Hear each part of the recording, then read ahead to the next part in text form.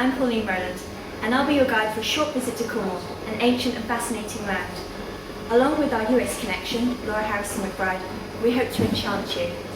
We'll be starting our trip here at the Order Farms in Tavistock, which is in Devon, just over the border from Cornwall.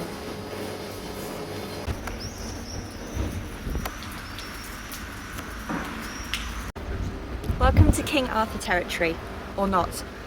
While the village surrounds the ruined castle of Tintagel, there was only one historian who ever associated this place with the legend of King Arthur. That was Geoffrey of Monmouth. Of course, Geoffrey of Monmouth is also the earliest chronicler of King Arthur, having written about Arthur in the middle of the 12th century. Geoffrey claimed to have translated his tales from an ancient book written in Welsh, a book moreover that he couldn't produce, apparently even then. So is the King Arthur connection real, or does it matter? One of the most popular venues in Tintagel has nothing to do with the Arthurian legend. This building, the old post office, is a perfect example of a medieval dwelling. Used during Victorian times as a post office, it was built, however, as the home of a rather well-off freeman. Street scenes in Tintagel offer many views of King Arthur's spiritual advisor, Merlin.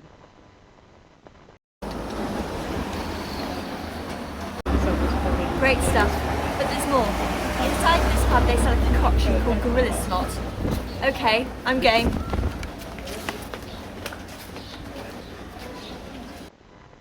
Gorilla Snot is made with green creme de menthe, Baileys, and Coke. Lovely. The bartender said no one had ever ordered one before.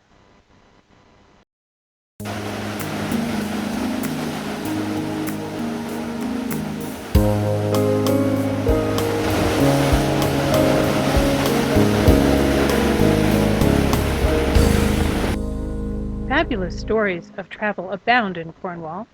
First, the Knights of the Round Table, and then pirates. The Pirates of Penzance, to be precise. Aside from those in the Gilbert and Sullivan operetta of the same name, the Pirates of Penzance were as likely to be foreigners as British sailors. In 1595, years after Sir Francis Drake had dispersed the Armada, Don Carlos de Amesquita landed Spanish troops in Cornwall. They commandeered supplies and raided and burned Penzance, but sailed away before anyone could catch them. These days, tourists can still sail away with the whole world's goods by shopping on Market Jew Street in Penzance. The name of the street has nothing to do with a major world religion. Rather, it comes from a corruption of an old Cornish word meaning market. If you were looking for a perfect English coastal village with a perfectly British name, you would end up with Mousehole, spelled M-O-U-S-E-H-O-L-E. The village is very old, being in the record books before 1266, when it was described as a fishing port. Part of the current quay dates from 1390, which makes it probably the oldest pier in Cornwall. Mousehole is also famous as the home of Dolly Pentreath, supposedly the last person whose native tongue was Cornish. The language all but died with her. Here's her house. And then there were them as didn't speak at all. It is said that the rocky islet known as St. Clement's Isle was once a hermit's home. The larger island is St. Michael's Mount. In the 4th and 5th centuries, visions of St. Michael the Archangel on this rocky island were reported across southern Britain and northern France. Christianity was newly arrived, and some sightings were said to be a manifestation of that belief over the native paganism. For almost 1,000 years, from 400 BC to at least 400 AD, it was an important port for exporting tin and copper to Europe. Some also think that the island was the magical one mentioned in classical literature.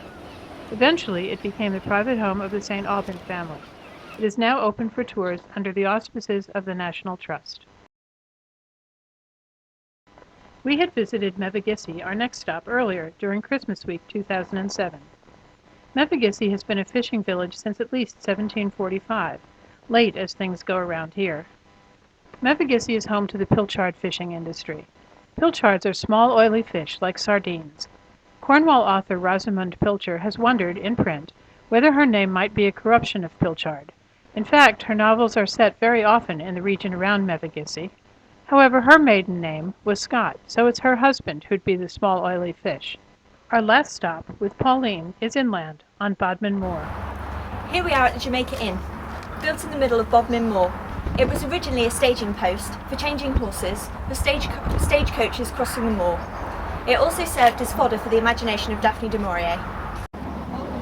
In 1930, while staying at the inn, she was inspired to write the novel Jamaica Inn, which was dramatised by Alfred Hitchcock and starred Maureen O'Hara. It was again later produced and starred Jane Seymour.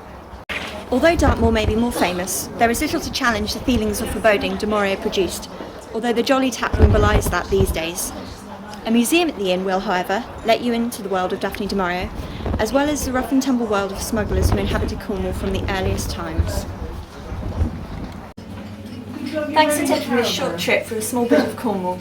There's more, so much more, but one can work up a good appetite and a good thirst, even on such a laid-back day as this.